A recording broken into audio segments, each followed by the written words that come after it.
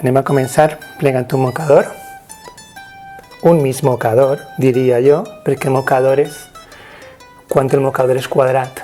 Si el partim per la meitat, diguem l'àngul, se diu un mig mocador. No es diu, com diuen ara, un pico. Es diu un mig mocador o un mocador sencer. Val?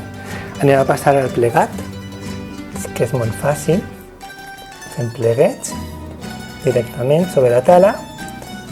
L'orces, com vulgueu, cada poble es diu d'una manera.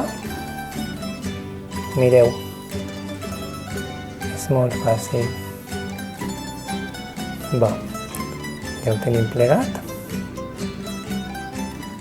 Aleshores, agafem una agulleta. Tenim els plecs, que és el que ens va portar la trajectòria a seguir a l'hora de col·locar-lo sobre l'esquena de la dona. I després s'acompanyarà el pit.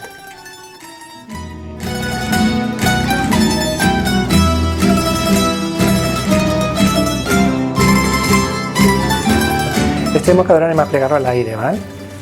Agafarà el gat d'ahí, estirarà. És una altra manera de plegar-lo, que no lleva de ser la mateixa que la que han fet abans sobre la taula. Ja el tenim plegat. Mireu els pleguets, s'han quedat igual. Això, si teniu molta pràctica, podeu fer-ho. Si no, doncs en la taula.